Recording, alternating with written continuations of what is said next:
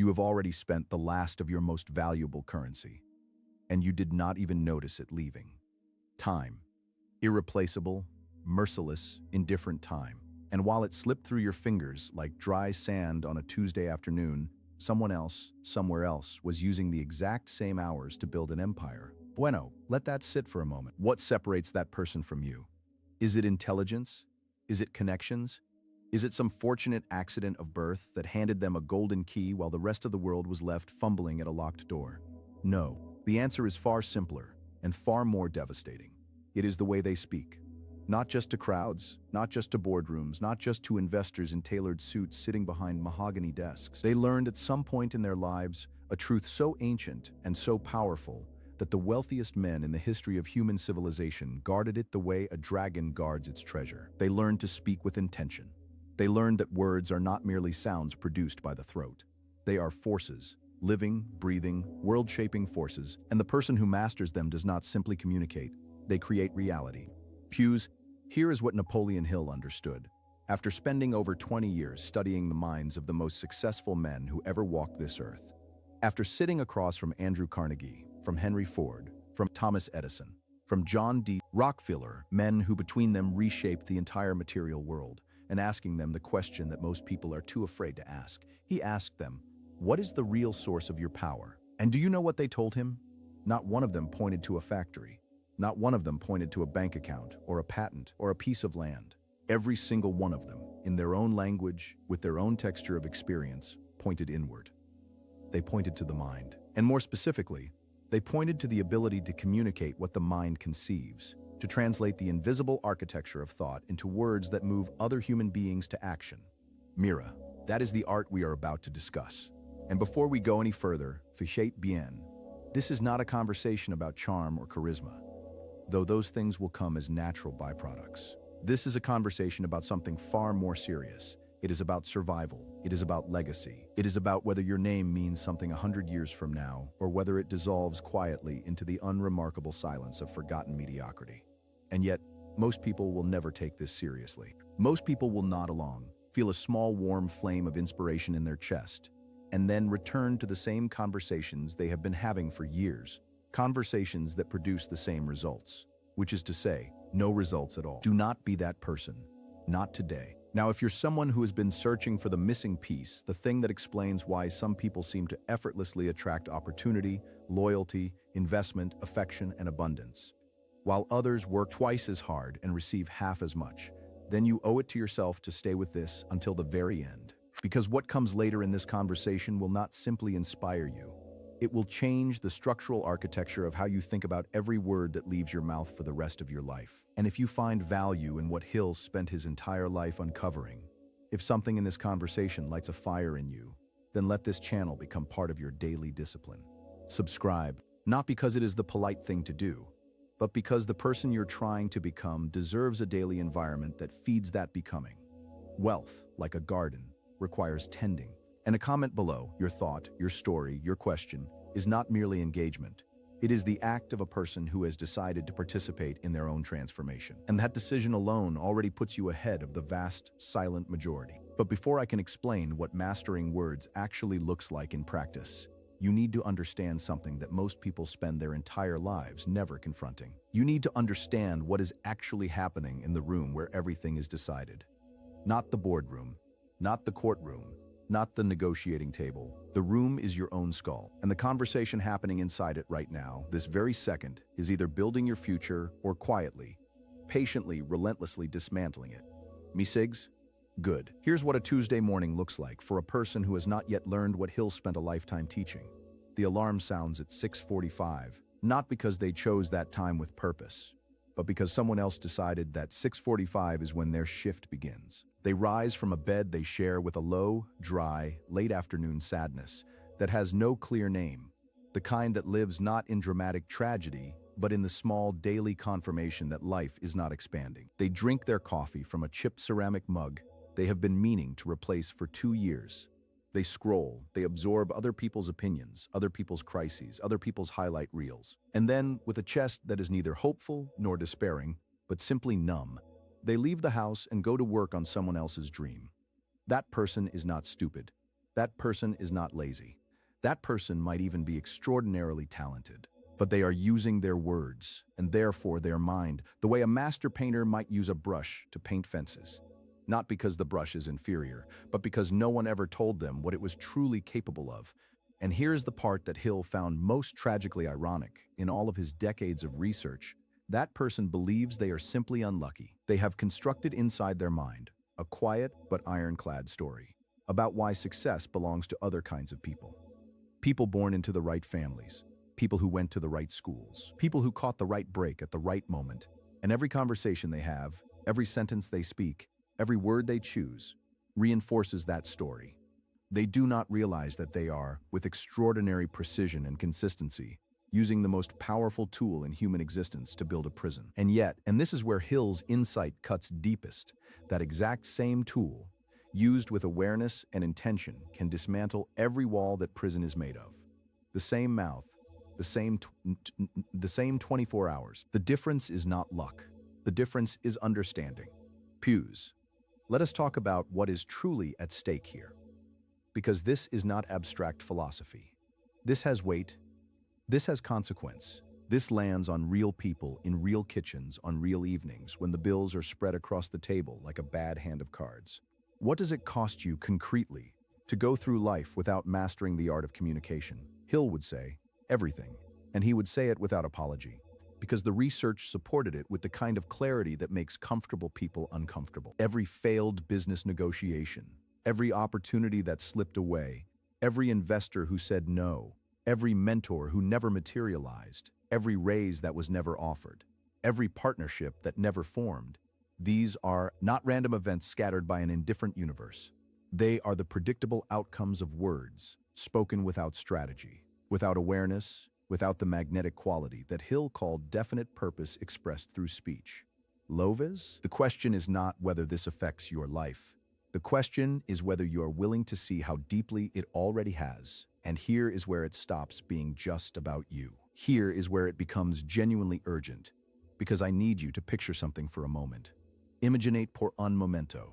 Picture the child who is watching you. Maybe they are 4 years old and they do not yet have the language to articulate what they observe. Maybe they are 14 and they watch with the sharp, unflinching perception that adolescents have before the world teaches them to look away.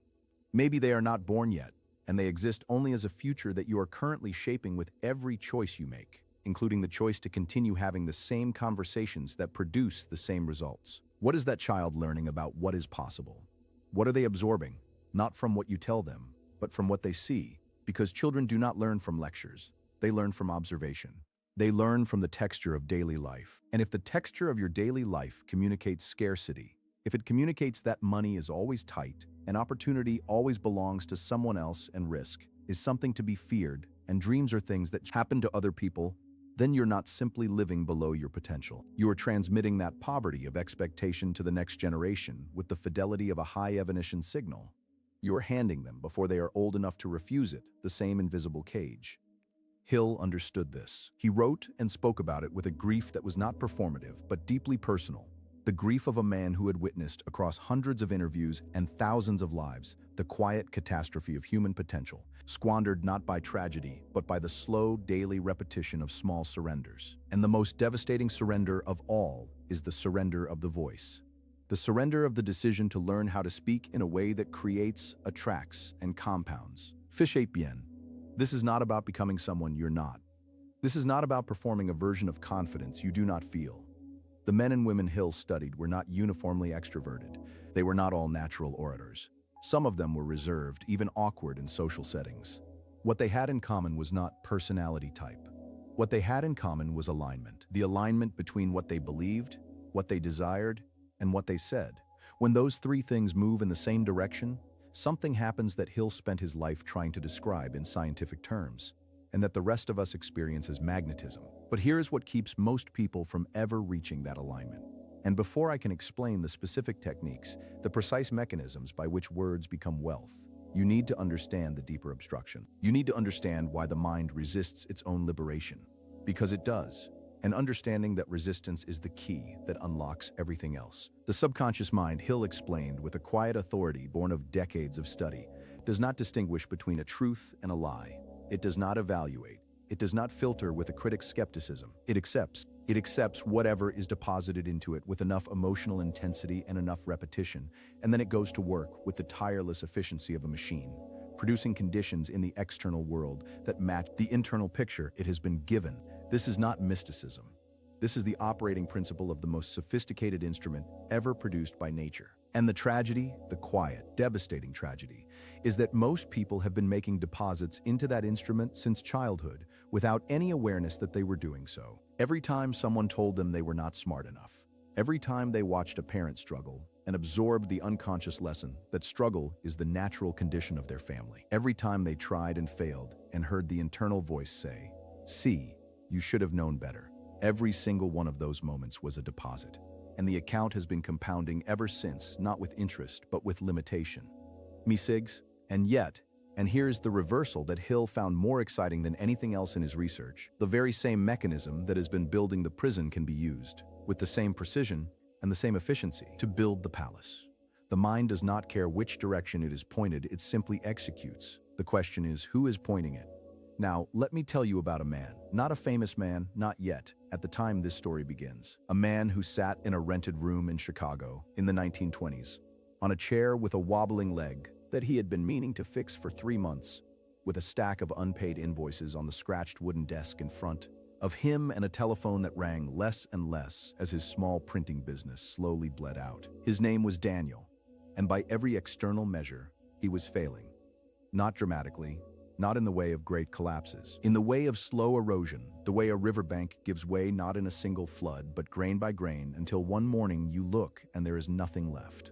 Daniel had read Hill. He had read him the way hungry men eat, quickly and without ceremony, absorbing the words, but not yet feeling them land in the place where transformation actually begins.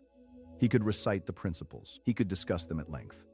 But in the room with the wobbling chair and the unpaid invoices, the principles felt like beautiful paintings on the wall of a burning building. One evening, a Tuesday, the kind of evening that arrives with a low gray sky and the smell of old radiator heat, and something close to despair, Daniel picked up the telephone not to make a business call, but simply because he needed to hear a human voice. He called a man he had met once, briefly, at a business gathering, a man named George who ran a small but profitable distribution company. Daniel had no plan, he had no pitch. He simply called and said, with an honesty that surprised even himself, "George, I believe I have something of value to offer you, and I have not yet found the right words to make you see it. Would you give me 10 minutes to try that question? That single, honest, structurally perfect question." It did something that no polished sales pitch had ever done. It lowered George's defenses completely because it contained in its plain fabric several of the most powerful principles Hill ever identified. It expressed desire without desperation. It acknowledged the other person's time as valuable. It framed the conversation as a search for clarity rather than a demand for agreement. And it ended with a question that gave George full control. "Would you give me 10 minutes to try?" George said yes, and in those 10 minutes, Daniel did not sell. He connected. He spoke about what he genuinely believed. He described the vision with the specific, tactile language of a man who had been living inside it for months. He spoke about the texture of the paper he used, the particular weight of it, the way it felt between the fingers, the quality of the ink, the precision of the registration. He spoke about what he wanted to build, not just for himself, but for the clients he served, the small business owners who needed a voice in the world and came to him to help them find it. George invested, not a fortune, but enough to fix the wobbling chair and pay the invoices, and more importantly, enough to confirm for Daniel that something had shifted, not in the market, not in his circumstances, in the architecture of how he communicated. Within 3 years, Daniel's company was one of the most respected printing operations in the city. Not because the market changed, not because luck finally arrived, because Daniel had learned, in one Tuesday evening telephone call, what Hill had been trying to teach his entire life, that the most powerful business tool ever invented is not capital, not technology, not even talent. It is the disciplined, intentional, emotionally resonant human voice. Bueno, let that story breathe for a moment, because it contains something important that we will return to. But first, I need to push on something, because the time for comfortable observation has passed. You are reading this at a particular moment in your life. Maybe things are going reasonably well, and you're wondering why they are not going better. Maybe things are genuinely difficult, and you are searching for the lever that will change their direction. Maybe you are somewhere in between, in that particular purgatory of people who are capable of more, but are not yet living it. And regardless of where you are, the question is the same. How much time do you have left to make the change?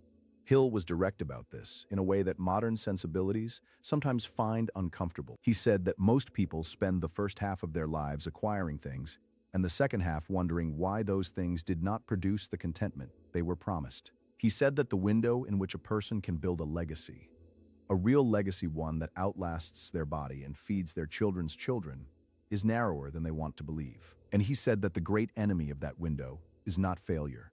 Failure, Hill argued with passionate conviction, is merely an instruction. The great enemy is delay. The great enemy is the decision to begin tomorrow. The decision to wait until the circumstances are better, until the economy improves, until the children are older, until the fear is smaller, until the moment feels right. Imaginate por un momento the version of you that made that decision, the version that kept waiting. Picture them at the end of a long life. Not in poverty necessarily, because mediocrity is rarely dramatic, but in the particular quiet of a person surrounded by the shadow of what they almost did. That shadow is not made of dramatic failures. It is made of conversations never had, partnerships never proposed, opportunities approached with such tentative, apologetic language that they slipped away before they ever had a chance to take root. That is the cost. And it is not paid by you alone. It is paid by everyone whose life depends on the version of you that chose to become. Tina Sentido. Good, because now we are ready for what this entire conversation has been building toward, and I need you to bring your full attention here. Because what follows is not motivational decoration. It is the specific, operative, practical architecture of how the greatest communicators in human history actually spoke, and how you can begin to use these same mechanisms starting today. The first principle Hill identified, and the one that underlies every other technique in this domain, is what he called the crystallization of desire into language. He observed, without exception, across every successful man and woman he studied, that they had done something that most people never do.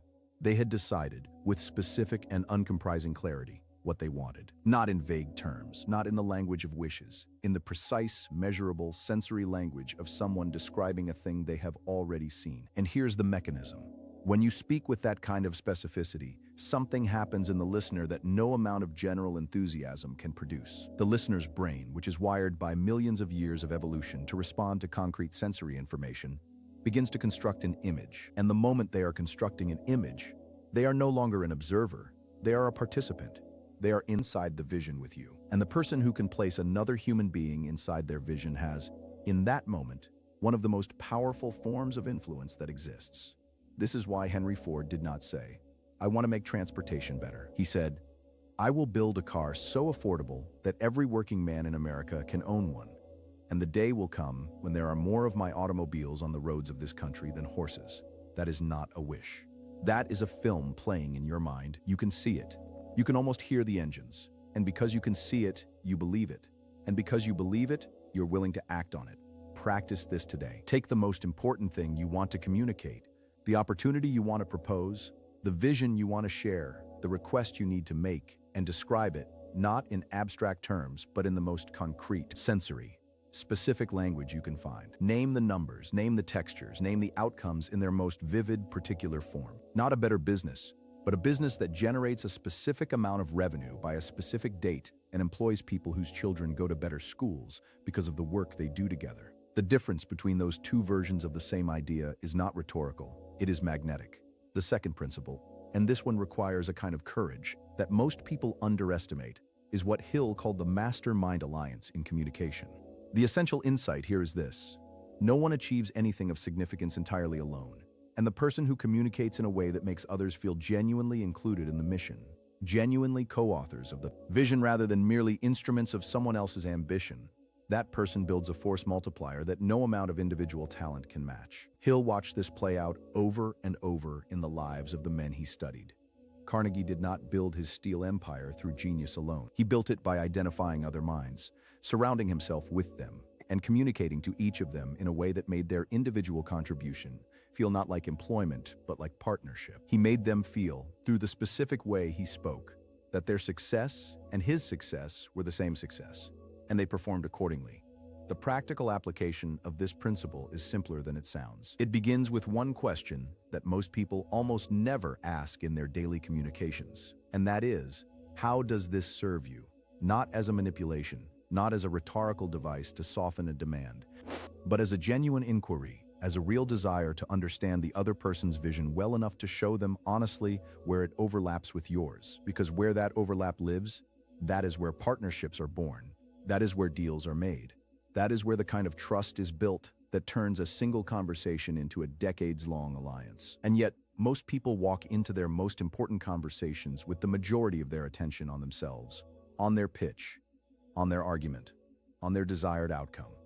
They are listening not to understand but to respond, and the other person feels it. Not always consciously, but in that deep, pre-verbal way that human beings have always been able to detect the difference between being heard and being processed. Learn to listen with the quality of attention that communicates. You are the most important thing in this room right now, not because it is a technique, but because, in that moment, it is true. And the words that follow that quality of listening will carry a weight and a credibility that no amount of preparation can manufacture.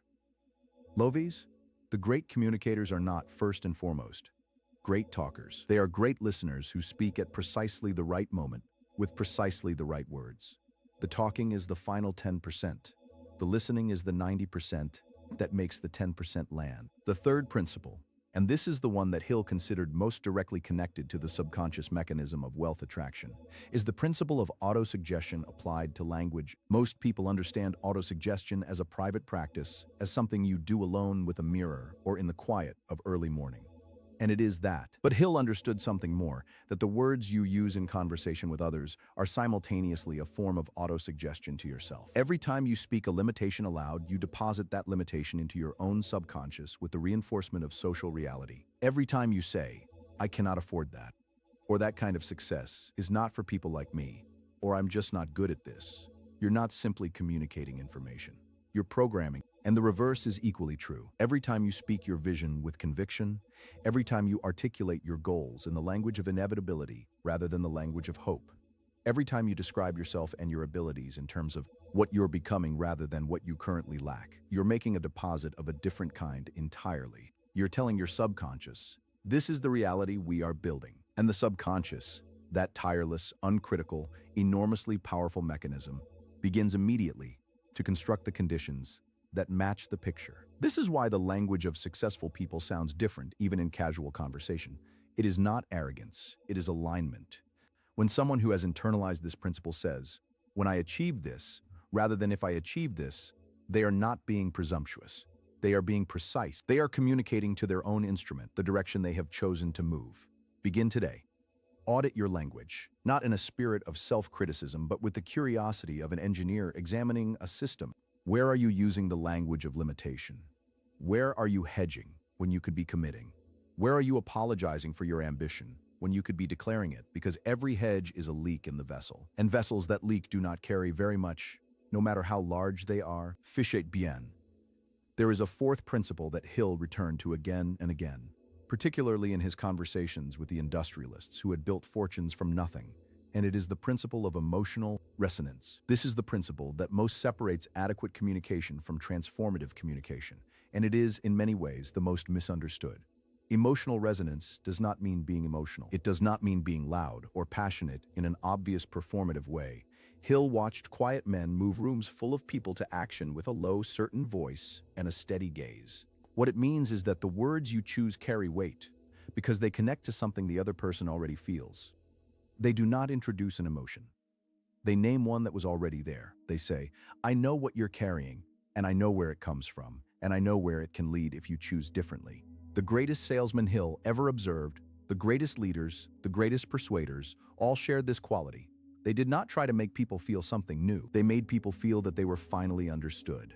And the relief of being understood is one of the most powerful motivating forces in human psychology. People will follow the person who understands them into circumstances they would never enter for someone who merely impressed them. How do you develop this? You develop it through what Hill called the habit of empathic observation, the practice of entering every significant conversation with the genuine question, what is this person carrying right now? What do they want that they have not been able to articulate? What fear is sitting just beneath the surface of their professional language? And then when you speak to that, not to the surface of their words, but to the interior of their experience. When you do this consistently, something remarkable begins to happen in your relationships, in your business, in your daily interactions. People begin to seek you out, not because you are the smartest person in the room, though you may be, not because you're the most successful, though that will come, but because being in conversation with you makes them feel more alive, more seen, more capable. And that quality, the quality of making people feel more capable simply by speaking with them, is one of the rarest and most valuable things a human being can cultivate. It is the quality that built Carnegie's empire. It is the quality that made Lincoln one of the most effective leaders in the history of democracy.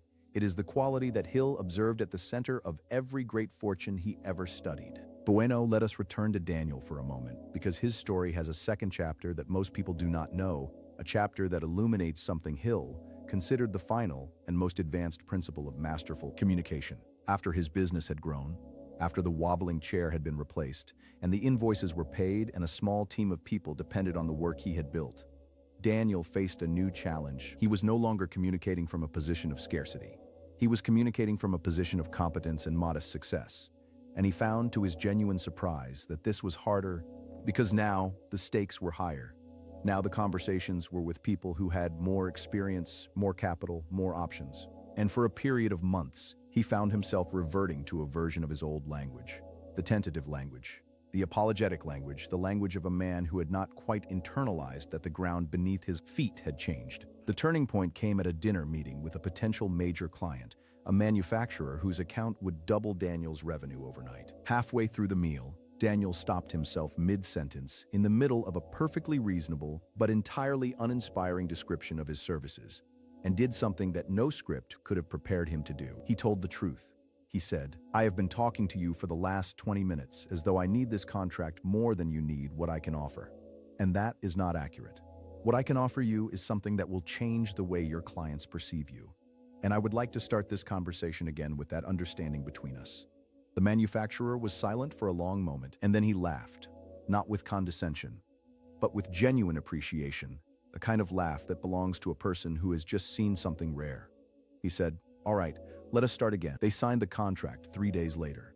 What Daniel had discovered, and what Hill identified as the final and most powerful principle of communication, is what he called the courage of authentic declaration. The willingness to say the true thing, even when the true thing is uncomfortable, even when it reveals vulnerability, even when it disrupts the smooth surface of a carefully managed conversation. Because authenticity, real authenticity, not the performed version that has become fashionable, but the actual thing, the raw, clear-eyed truth about what you offer and why it matters and what you believe, carries a persuasive power that no technique can replicate. It is the difference between a light and a candle.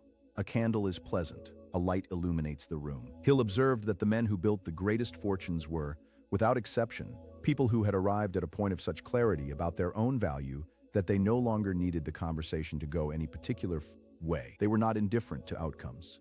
They cared deeply, but they were not attached to approval. And that combination, deep care without attachment to approval, produces a quality in communication that other people experience as authority. Not arrogance, not aggression. Authority, the quiet, unmistakable authority of a person who knows what they know and says it plainly. And here is what that does to the subconscious of the person listening. It bypasses the critical faculty entirely, because the critical faculty is designed to evaluate and resist claims that seem to come from a place of need or insecurity. But when the communication comes from a place of genuine, grounded certainty, the critical faculty steps aside, and the message lands directly in the place where decisions are actually made. This is the mechanism. This is the architecture, and it is available to you, not someday, today. Starting with the next significant conversation you have, me Siegs, because now I want to give you something practical. Not as a checklist, not as a formula to be followed mechanically, but as a set of orientations that you can carry into every conversation you have from this point forward, the way a skilled craftsman carries their tools. Not thinking about them constantly, but reaching for them instinctively when the work requires it. The first orientation is speak in outcomes, not in processes. Most people describe what they do. The masters describe what changes as a result of what they do. Not I provide financial consulting services, but I help families who are one bad decision away from losing everything become families who are 3 generations away from ever having to worry about money again. Do you feel the difference? One is a description of activity. The other is a picture of transformation. And human beings do not buy activity. They buy transformation. The second orientation is use the language of when, not if. As we discussed, this is not about false confidence. It is about the signal you send to your own subconscious and to the subconscious of the person you're speaking with. When you say when this works, you are communicating at a level beneath conscious processing, that the outcome is already determined, and the only question is execution. That is the frequency on which opportunity travels. The third orientation is end every significant communication with a question that advances the relationship, not a closing technique, not a manipulation. A genuine question that opens the next door. What would need to be true for this to feel right to you? What is the one thing that would make this an obvious decision? What has your experience been with this kind of partnership in the past? These questions do two things simultaneously. They give you information you genuinely need, and they communicate to the other person that you are not trying to end the conversation, but to deepen it. And depth, in any relationship, is where value lives. The fourth orientation is speak about your vision more than your credentials. Credentials answer the question, why should I trust you? Vision answers the question, why should I care? And the second question is always more important, because trust can be built over time, but caring is what gets someone to the table in the first place. Hill watched Carnegie build an inner circle of some of the most talented men of his era, and not one of them came because of Carnegie's credentials. They came because Carnegie made them feel that they were standing at the edge of something that was going to change the world. And they were right. And that feeling began with words. The fifth orientation, and this one is perhaps the most counterintuitive, is allow silence to do its work. Hill noted, in his study of the great negotiators and deal makers, that the person who speaks last after a significant statement is almost always the person who has the weaker position, the person who can make a bold declaration and then simply wait in genuine, unhurried silence while the other person processes. That person communicates a confidence that no amount of follow-up explanation can achieve. Silence, used deliberately, is not absence. It is presence. It is the space in which the other person has no choice but to sit with what you have just said. Most people fill silence out of discomfort. Train yourself to fill it instead with presence. With the quiet, patient certainty of a person who has said exactly what they meant and is entirely content to let it land. Imaginate por un momento what your professional and personal life looks like when these 5 orientations become as natural as breathing. When you walk into a room not to impress but to connect. When you speak not to fill space but to create movement. When the people around you leave every conversation with you feeling not simply informed but genuinely energized, seen, and drawn toward a larger version of what is possible for them and for you together. That is not a fantasy. That is the documented, studied, replicated result of applying what Hill spent 20 years extracting from the greatest minds of the industrial age. It is available to you. It has always been available to you. The only question is whether you're willing to do the daily, patient, unglamorous work of rewiring the language habits that have been building your current reality, so that you can begin building the one you actually want. Fishate bien. There is one more thing, one more piece that ties everything together, and it is the piece that Hill considered the most sacred of all. He called it the definite chief aim expressed with full faith. And here's what it means in the context of everything we have discussed. Every technique, every orientation, every principle of communication that Hill identified in the lives of the wealthy and the powerful, all of it rests on one foundation. The foundation of knowing with absolute precision and absolute conviction what you're building and why. Because the person who knows what they are building speaks with a quality that cannot be faked and cannot be taught in isolation from that knowing. It comes from the integration of purpose and voice. It comes from the moment when what you say and what you believe and what you're working toward are so completely aligned that there is no gap between them. That integration is what Daniel found on that Tuesday evening when he picked up the telephone with no plan and simply told the truth. That integration is what every great industrialist Hill ever studied had found, each in their own way, at some turning point in their lives. And that integration is what is available to you, starting not with a grand gesture, not with a dramatic declaration to the world, but with a quiet, private, utterly serious conversation with yourself. The conversation in which you answer, with the specificity and the honesty that the question deserves. What do I want to build? Not what do I want to have? What do I want to build? What structure do I want to leave standing in the world when I'm gone that will shelter the people I love? And the people they love and the people those people will never even meet. Because that answer held with enough clarity and enough conviction and expressed with enough skill, is not simply a goal. It is a force. It is the kind of force that Hill watched move men from poverty to power, from obscurity to influence, from the rented room with the wobbling chair to the place where other people come seeking advice. And the voice, your voice, the specific and irreplaceable instrument that sits in the architecture of your particular life experience, is the channel through which that force travels into the world. Bueno, the world does not need more people who are vaguely inspired. The world is full of vague inspiration. What it needs, what your family needs, what the future that carries your name needs, is the specific version of you who has decided today, with the full weight of everything you understand about what is at stake, to master this, to take this seriously, to practice it the way a musician practices, not when the mood strikes, but every single day, with the understanding that mastery is not a destination, but a direction. Hill said, "Whatever the mind of man can conceive and believe, it can achieve." He did not say, "Whatever the mind can conceive and believe," and then mumble apologetically in the general direction of the people who have the power to help it come true. He said, "Achieve," and achievement begins in the moment that the voice becomes the faithful, precise, courageous instrument of the mind that conceived it. Tina Sentido? Then let that be the commitment you leave this conversation with, not a resolution, because resolutions are made on the surface and forgotten by Tuesday. A commitment, the kind that lives in the body, the kind that changes the way you prepare before a difficult conversation, the way you listen when someone is speaking, the way you describe your vision to the next person who asks what you're building. The art of talking to anyone is at its deepest level. The art of talking first and most honestly to yourself, of knowing what you carry, what you offer, what you believe, and what you're reaching toward with every conversation you have for the rest of your life. Master that, and every door you approach will open. Not because the world has changed, because you have. And if this conversation has moved something in you, if it has lit even the smallest fire in a corner of your mind that has been dark for too long, then do not let that fire go out for lack of fuel.